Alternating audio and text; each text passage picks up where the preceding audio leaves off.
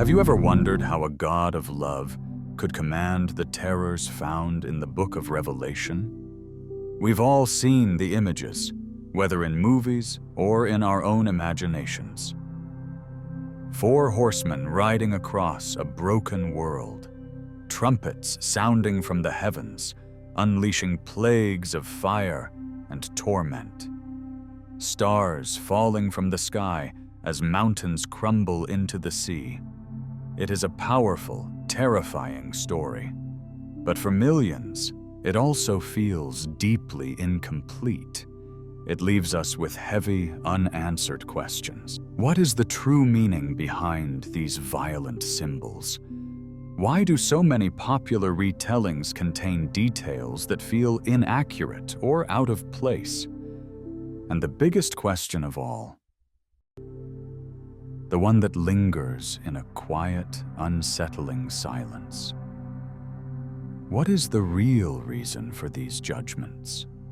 Why must it all happen this way? It's as if we are reading the final chapter of a cosmic case file, witnessing the final verdict. But the first 90% of the report, the part detailing the original crime and the motive, has been ripped out. That silence, that missing context, is the mystery we are here to investigate. Because the hidden truth of Revelation isn't just about what happens at the end. It's about understanding what happened long before the story we know even began. So where do we begin our investigation? If the official record feels incomplete, we must turn to the files that were archived, the testimonies that were silenced. For any cold case, a breakthrough often comes from a single, overlooked piece of evidence. In our investigation into the cosmic conflict behind Revelation, that evidence has a name: the Book of Enoch. For many, that name might be unfamiliar. This ancient Hebrew text is not found in most modern Bibles. It is ascribed to Enoch himself, the great-grandfather of Noah, the man who, according to Genesis, walked faithfully with God. Then he was no more because God took him away. He was a figure of such profound importance that he did not see death. His testimony, therefore, carries an immense weight. Long before the apostles wrote the Gospels, the Book of Enoch was studied and revered. It was a foundational text for understanding the spiritual world, the nature of angels, and the origins of evil. How do we know it was so important? Because the earliest followers of Jesus quoted from it directly. In the New Testament, the letter of Jude contains a stunning passage, a direct quotation from the Book of Enoch, chapter 1, verse 9. It's a clear confirmation that the first-century church not only knew this book, but considered it a legitimate and authoritative prophecy. While councils in later centuries would debate which books to include in the final canon, one of the oldest Christian traditions on earth, the Ethiopian Orthodox Tewahedo Church, never let it go. For them, the Book of Enoch has always been a part of their official scripture. This means a key to understanding the Bible's final chapter wasn't just preserved in Rome or Geneva, but was faithfully maintained in the heart of Africa. This book is not a collection of vague spiritual ideas. It reads like a detailed, almost journalistic account of a cosmic catastrophe. It tells the story of a group of celestial beings, the Watchers, who abandoned their posts in heaven, descended to earth, and corrupted humanity. It describes the forbidden knowledge they unleashed upon the world, weaponry, sorcery, and secrets that humans were never meant to possess. It details the horrifying consequences. a world plunged into chaos, and a hybrid offspring of giants that ravaged the land. In the pages of Enoch, we find the detailed indictment for the trial that culminates in Revelation. We discover the motive for the judgments. This text isn't a replacement for the Bible. It is the declassified file that provides the necessary background briefing. It is the prequel that finally makes the sequel make sense. To understand the fury of the judgments in Revelation, we must first understand the depth of the crime that made them necessary. And that crime wasn't just a man and a woman eating a piece of fruit. It was an act of high treason in the heavens that spilled over onto the earth, contaminating the very fabric of creation. In the next chapter, we will open this ancient book and step back in time to witness the primordial sin that started it all, the war before the world. To understand the war that ends all things, we must first witness the crime that began it all. The Book of Enoch opens not with humanity, but in the heavens, among the celestial beings tasked with watching over the fledgling world. They were called the Watchers. Their mandate was simple: to guide, to protect, but never to interfere directly. Yet, as Enoch recounts in chapter 6, something went terribly wrong. 200 of these Watchers, led by one named Samyaza, gathered on Mount Hermon. They looked down upon the daughters of men and were consumed by lust. They made a pact, binding themselves by mutual curses to defy divine law. They descended from their heavenly station and took human wives for themselves, a transgression of the highest order, a pollution of the boundary between the spiritual and the physical. This was the primordial crime, but it did not stop there. This act of rebellion was not merely one of passion, it was an act of insurrection. According to Enoch, these fallen angels began to teach humanity forbidden knowledge, secrets of heaven that were never meant for mortal minds. They taught the art of war, the forging of swords, shields, and breastplates. They revealed the secrets of sorcery, the cutting of roots, and the incantations of the underworld. They taught the knowledge of the clouds, the signs of the earth, and the signs of the sun. One angel, Azazel, is specifically credited with teaching women the art of deception through cosmetics, the making of bracelets, the coloring of tinctures, and the beautifying of the eyelids. It was a systematic release of corrupting information, a deliberate poisoning of the human soul. The consequence of this unholy union was catastrophic. The human women gave birth to a hybrid offspring, the Nephilim, or the giants. Enoch describes them as a race of voracious, violent beings who consumed all the acquisitions of men. When humanity could no longer sustain them, the giants turned on mankind itself, devouring human flesh and drinking blood. They began to sin against birds and beasts and reptiles and fish. The earth itself cried out in agony under their rampage. This is the missing context. The world before the Great Flood was not just a world of human sin. It was a world contaminated by a celestial mutiny.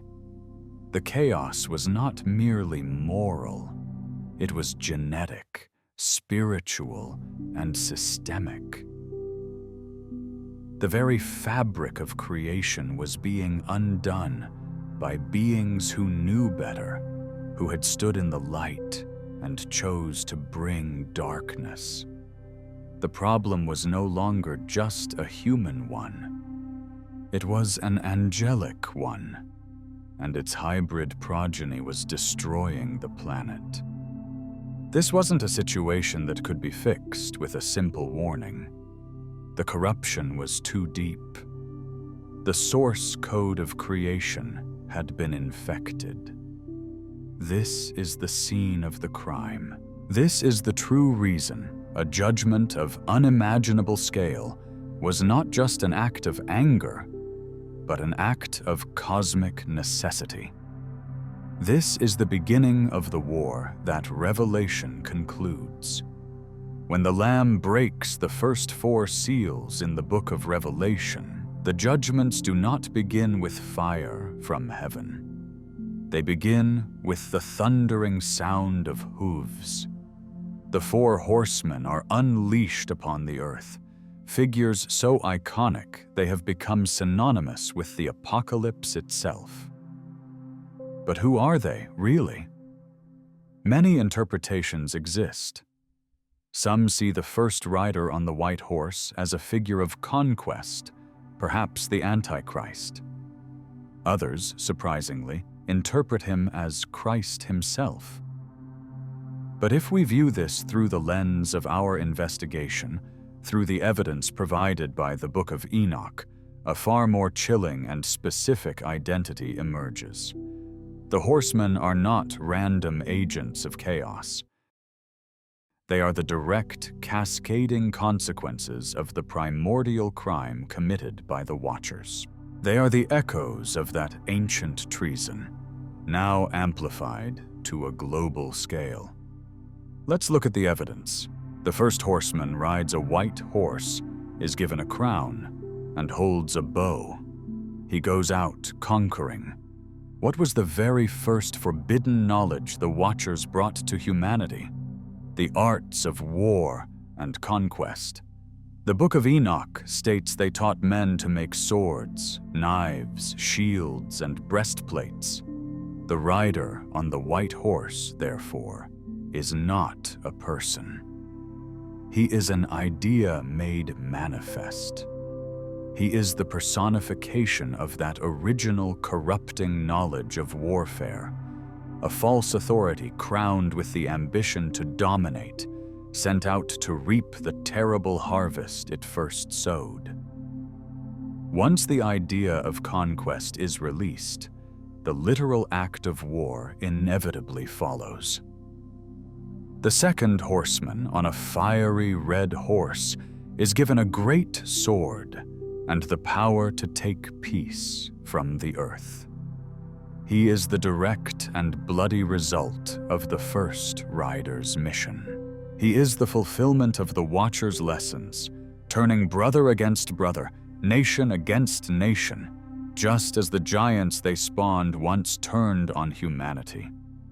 The world is plunged into conflict, not by a random divine decree, but because the very tools and thirst for violence had been introduced into the human system.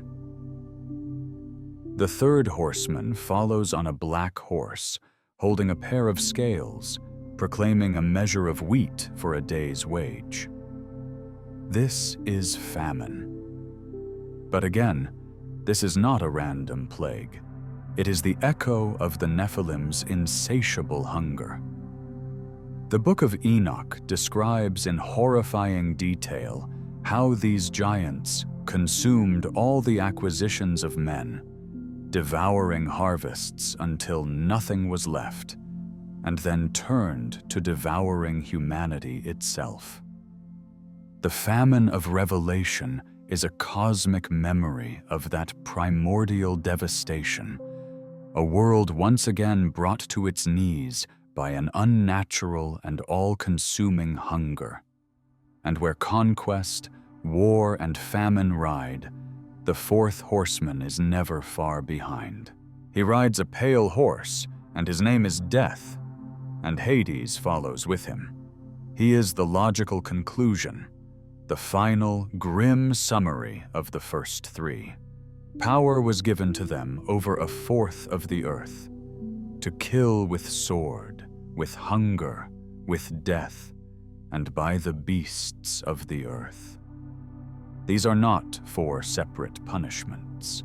They are one single, interconnected consequence. A chain reaction started long ago on Mount Hermon. They are the ghosts of the Watcher's rebellion, returned to haunt the world. They are the proof that the judgments of Revelation are not an arbitrary act of wrath, but a meticulously just harvest, reaping exactly what was sown. After the initial chaos sown by the horsemen, the Book of Revelation unveils the true mastermind behind the earthly rebellion, a terrifying entity known as the Beast. John describes it rising from the sea, a grotesque chimera with 7 heads and 10 horns, possessing the body of a leopard, the feet of a bear, and the mouth of a lion. This beast is given power and authority directly from the dragon, Satan himself, and for a time, the entire world worships it. For centuries, theologians have attempted to decode its identity, speculating that it represents a revived Roman Empire or a future global dictator. But these interpretations, while politically astute, miss the deeper spiritual lineage of this creature. They miss the evidence hidden in the case file. To find the beast's origin, we must look for its prototype in the ancient world.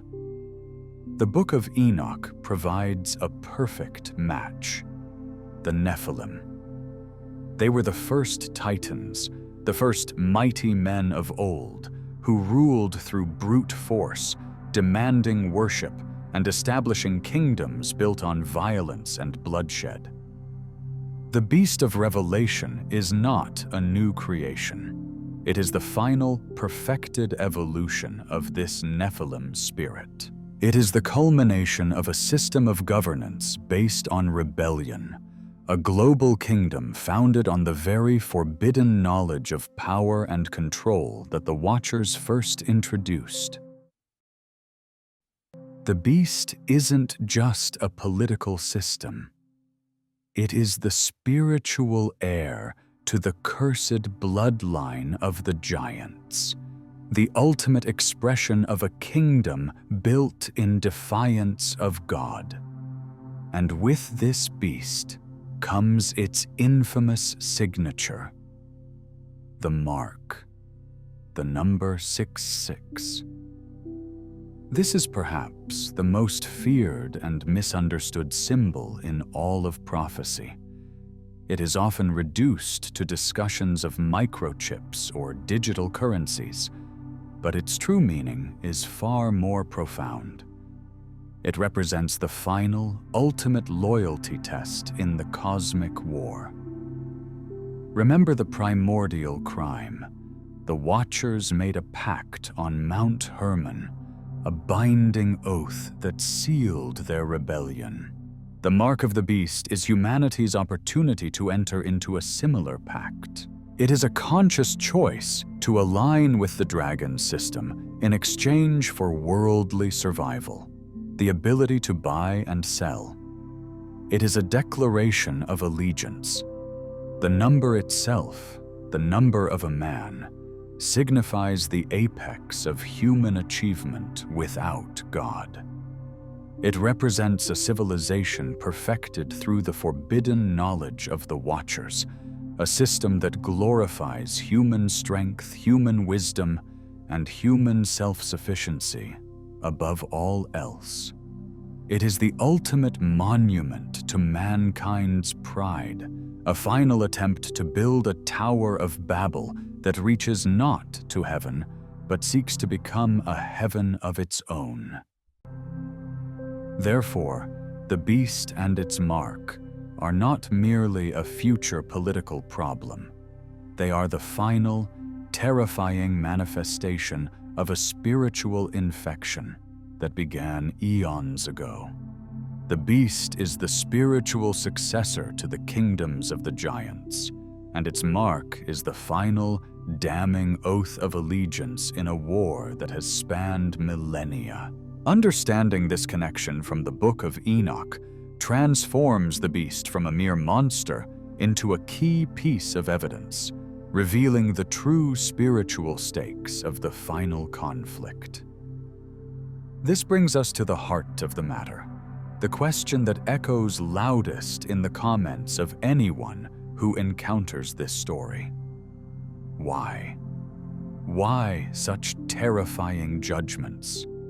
How can a loving God sanction plagues that turn seas to blood, suns that scorch the earth, and darkness that can be felt? Popular depictions show us the horror, but they rarely offer a satisfying motive. The answer, once again, is not found in revelation alone, but in the evidence of the crime that preceded it. The judgments are not random acts of rage. They are precise, surgical, and deeply symbolic acts of cosmic justice, each one tailored to a specific crime committed by the Watchers. Let's examine the evidence. The Book of Enoch tells us the fallen angels taught humanity the secrets of the heavens, sorcery and astrology, corrupting the divine calendar and turning the stars into tools for divination. Now look at the judgments in Revelation. The fourth trumpet sounds, and a third of the sun, a third of the moon, and a third of the stars are struck and turn dark. Later, the fifth bowl of wrath is poured out, and the beast's kingdom is plunged into total darkness. This isn't just a power outage, it is a divine reclamation. The very celestial bodies that were used to fuel a rebellion based on forbidden knowledge are now being extinguished, their light and influence shut down at the source. It is the heavens themselves being cleansed of their defilement. Consider the pollution of the earth. Enoch describes a world drowning in the blood spilled by the Nephilim and the wars taught by their fathers. The entire earth was corrupted. What is the corresponding judgment? The second trumpet causes a burning mountain to fall into the sea, turning a third of it to blood. The second angel pours out his bowl, and the entire sea becomes as the blood of a dead man. The third angel does the same to the rivers and springs. This is a chillingly literal form of justice. The waters that were once contaminated with the blood of the innocent now bear a horrifying, visible testimony to that ancient crime. The planet itself is forced to display the evidence of its own corruption before it can be healed. Even the plague of fire has a direct precedent. The Watchers taught humanity to forge weapons of war. The fire of the forge, which should have been used for building, was turned into a tool for destruction. The fire of human violence, greed, and warfare filled the earth. The divine response is a purifying fire from heaven. The first trumpet brings hail and fire mixed with blood, burning a third of the trees and all the green grass. The fourth bowl gives the sun the power to scorch people with fire. The fire of rebellion is answered with the fire of divine judgment. When viewed through this lens, the judgments of Revelation transform. They are no longer the indiscriminate rage of a distant deity. They are the methodical, deliberate actions of a cosmic judge, handing down a sentence that perfectly fits the primordial crime. This is not about punishing humanity for Adam's sin. This is about cauterizing a wound, about performing a painful but necessary surgery to remove a cosmic cancer that has been metastasizing since before human history was recorded. The severity of the cure is a direct measure of the severity of the infection. At this point in our investigation, a critical question arises, one that you are likely asking yourself right now. If the Book of Enoch is so foundational, so crucial for understanding the cosmic war and the judgments of Revelation, then why is it not in my Bible? This is not an oversight. Its absence is the result of a deliberate historical process, a kind of great edit of the sacred narrative. To understand this, we must remember that the Bible as we know it did not fall from heaven as a single, bound volume. It is a library, a collection of books selected over centuries by early church councils, men who acted as the gatekeepers of theology. These early church fathers faced a monumental task: to unify a rapidly growing faith and create a clear, accessible doctrine for the masses. In doing so, they made strategic decisions about which texts would serve that mission best. The story presented in the Book of Enoch, a complex drama of cosmic rebellion, fallen angels, and hybrid giants, was deemed problematic. It was messy, wild, and in their eyes, dangerously similar to the pagan myths of gods and titans that Christianity was trying to supplant. A simpler, more focused narrative was needed. A story that began with a single human transgression in a garden and ended with a single divine solution on a cross. By centering the entire problem of evil on the fall of Adam and Eve, the narrative became more manageable, more human scale. The blame for the world's corruption was placed squarely on humanity's shoulders. The far more ancient and complex story of a celestial insurgency that contaminated creation from the top down was sidelined, deemed too confusing or too mythological for a universal faith. It wasn't necessarily that they believed Enoch was false. In fact, many quoted it. But it complicated the simple story they needed to tell. And so, during councils like the Council of Laodicea in the 4th century, the Book of Enoch was formally excluded from the canon that would become the Bible for most of the Western world. This great edit had a profound consequence. It created the very information gap, the very silence that leaves us with so many questions today. Without the context of the Watcher's crimes, the judgments of Revelation can seem disproportionate, even cruel. The motive for the war is missing, leaving only the brutality of its final battles. This vacuum is precisely why so many modern interpretations feel the need to invent details, to add figures like Mother Teresa or Vikings into the story of Revelation, as some have done. When the true context is erased, human imagination and speculation rush in to fill the void, often creating the very inaccuracies that make a thinking person question the entire narrative. Our mission is not to invent, it is to excavate. We seek to reverse this great edit, not by rewriting the Bible, but by restoring the companion files that were sealed away. The Book of Enoch wasn't lost. It was intentionally set aside. And in doing so, the gatekeepers of history, perhaps with good intentions, created a puzzle with the most important pieces missing. It's time to put those pieces back on the table. Our investigation has uncovered a primordial crime and a millennia-long cover-up. But it would be a mistake to view this as mere ancient history.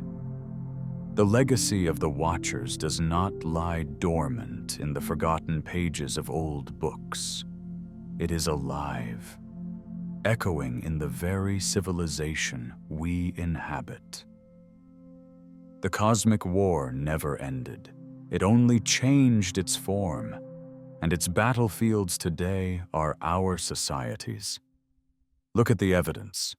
The Book of Enoch says the Watchers taught humanity the art of warfare, the forging of swords, and the making of weapons. Today, that legacy has evolved into something far more complex, a global, perpetual, military-industrial machine. The endless conflicts, the proxy wars, and the glorification of violence in our media are not random occurrences.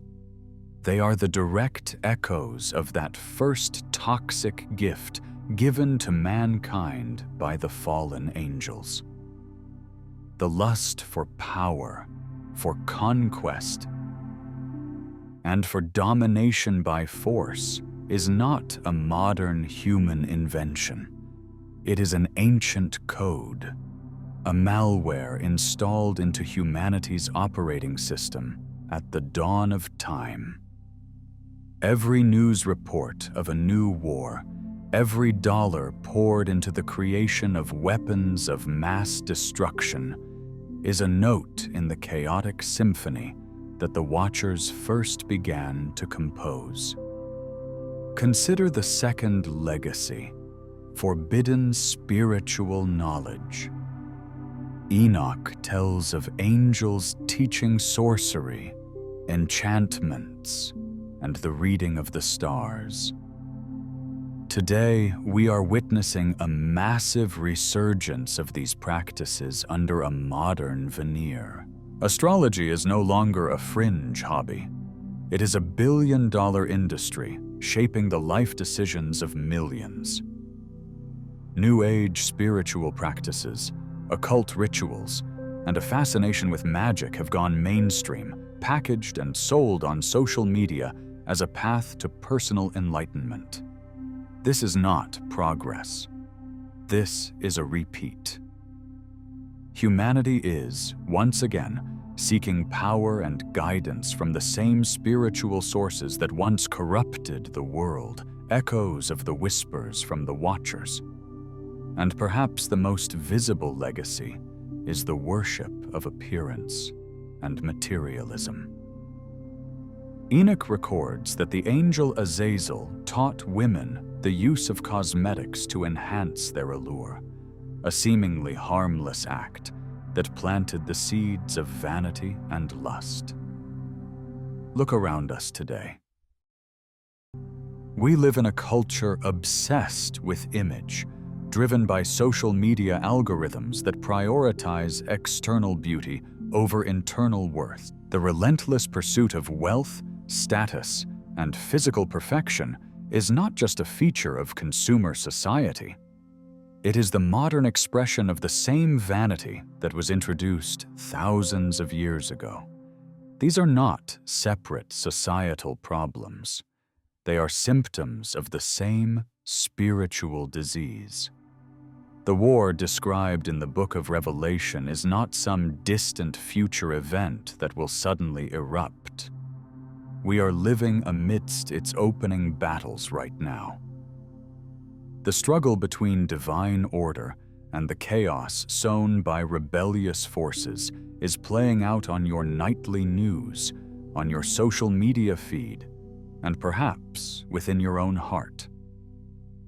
Recognizing these echoes is the first step to understanding that this is not someone else's story. This is our story. Recognizing the echoes of this ancient war in our modern world is one thing. But this investigation is not merely an academic exercise. It has a personal and profound implication for every single person watching. The question is no longer just what happened or what will happen.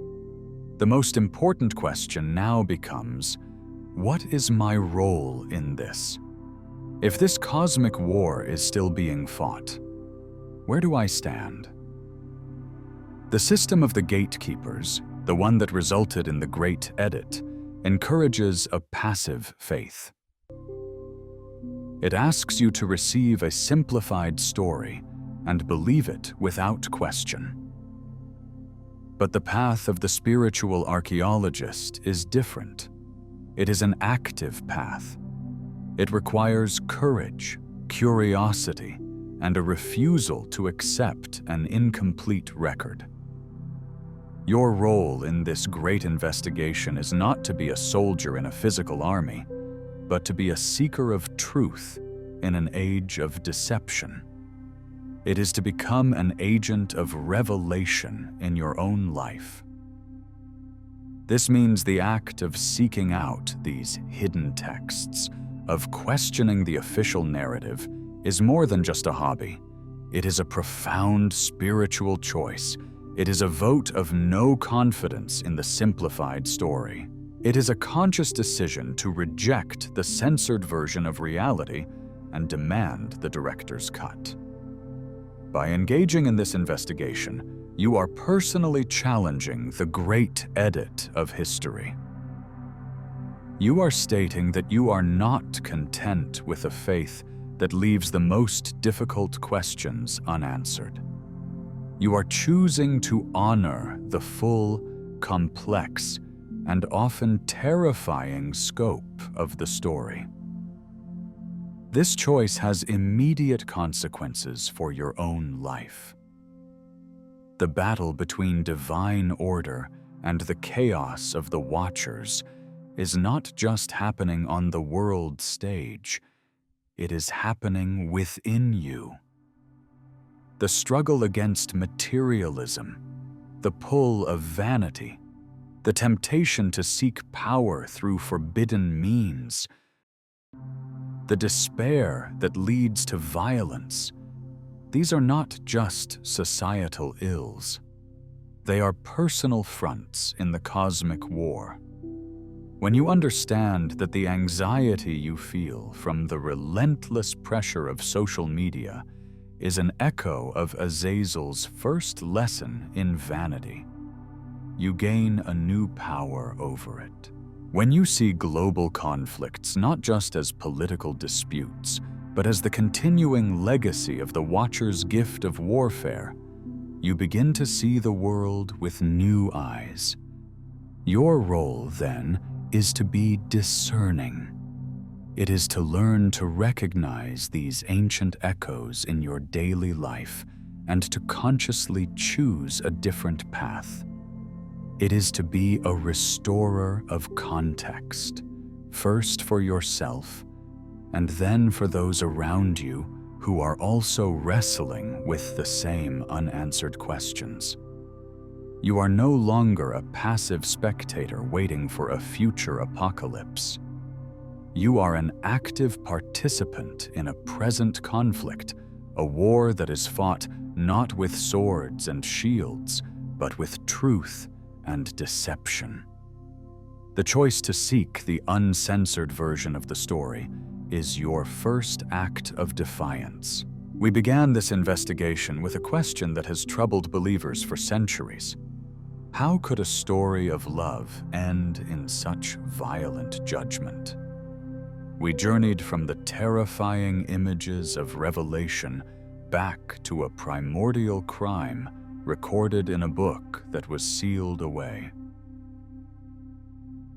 We uncovered evidence of a celestial rebellion, a contaminated world, and a cosmic war that has been raging in the shadows of human history.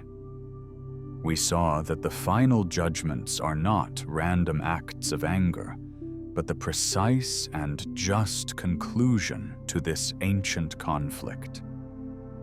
What we have uncovered in the Book of Enoch is not meant to replace the Bible.